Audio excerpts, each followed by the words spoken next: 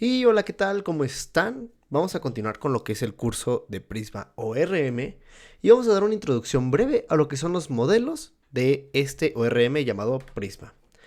Muy bien, vamos a entender qué son los modelos. Los modelos son representaciones de los datos de nuestra base de datos. Estos modelos nos representan lo que son las entidades de nuestra base de datos. Va a mapear también lo que son las tablas de nuestra base de datos. ¿Qué significa esto? Eso significa que el tipo de dato que tenemos en nuestra base de datos debemos de tenerlo también en nuestro modelo. También lo que hace un modelo es formar la base de las consultas disponibles en la API de Prisma Client. Puede que no entiendan esto, más adelante en la práctica vamos a entenderlo, pero es importante que lo sepan. Y por último, cuando se usa con TypeScript, lo que es el Prisma Client va a generar el tipado para los modelos para hacer seguro el acceso a la base de datos. Es decir, que no haya margen de error para modificar, agregar, nada. Debe estar todo bien estructurado y no debe haber ningún error. Bueno, estos modelos hay que saber y hay que decirlo, es que se definen utilizando una sintaxis específica en nuestro archivo llamado schema.prisma. Los modelos nos van a permitir definir la estructura de las tablas y columnas en la base de datos. Prisma lo que hace es utilizar estos modelos para generar un cliente de base de datos específico que nos va a permitir interactuar con la base de datos utilizando métodos específicos para hacer un CRUD de acuerdo a la estructura que nosotros vamos a definir. Hay que recordar que un CRUD es tanto create, read, update y delete. Y bueno, hay que conocer también que las propiedades de un modelo son llamados campos. Su estructura es la siguiente, la que estamos viendo en la pantalla. Vamos a explicar, o les voy a explicar un poco cuál es el entendimiento o explicarles cómo es la estructura de un campo. Muy bien, aquí tenemos lo que es el nombre de nuestro campo. Es decir, nosotros queremos que una columna en nuestra base de datos se llame ID. Hay que saber también de qué tipo es. En este caso, es de tipo entero. Y bueno, ese es el tipo de campo. Estos se llaman modificadores de tipo y son opcionales. O sea, puede que haya o puede que no haya. En este caso, lo puse de ejemplo para que vean cómo se agrega. Y este modificador de tipo, un signo de interrogación, significa que en nuestra base de datos puede ser nulo este campo. Obviamente no es un ejemplo real, para que no piensen que un campo llamado ID de tipo entero puede ser nulo. Ese es un ejemplo solamente para que sepan.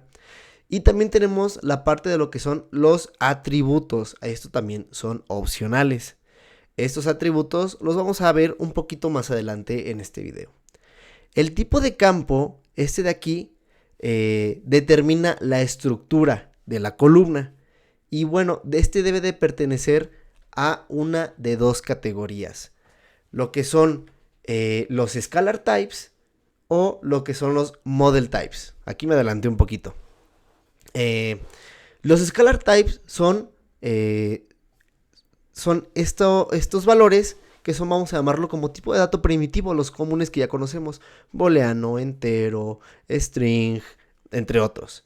Y los model types son modelos que ya creamos. Esto lo vamos a ver en la parte de las relaciones.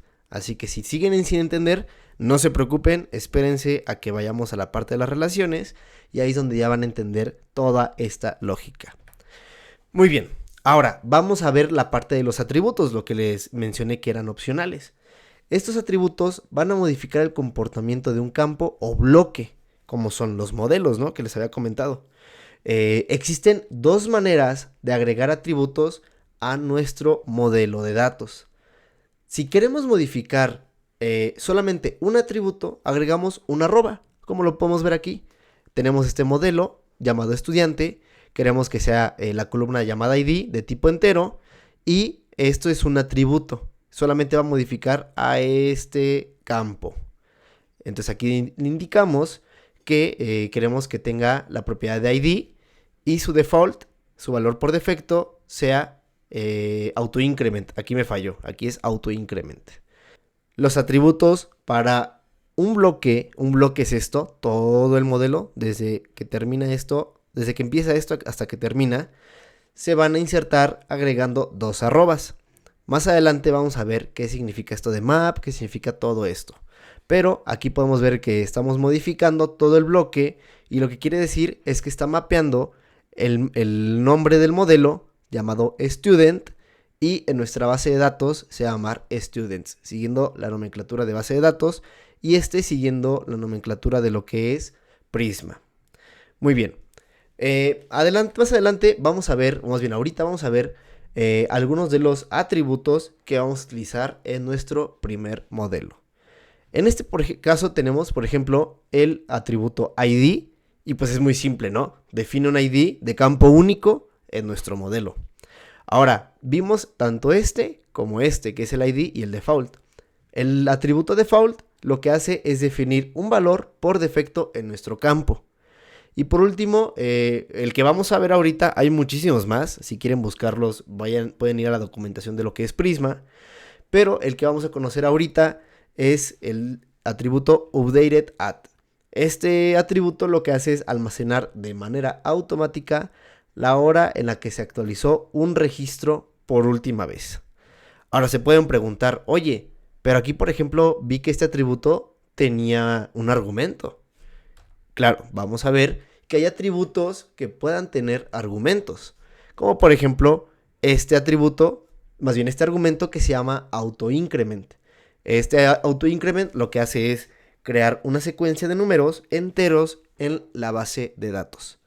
Muy bien, una vez que hayamos visto lo básico de qué son los modelos, vamos a conocer y vamos a pasar a la parte práctica de nuestro proyecto y pues vamos a crear un ejemplo muy básico, pero que nos va a ayudar a entender la creación de modelos y las relaciones. Bueno, nos vemos ahorita en la parte del código.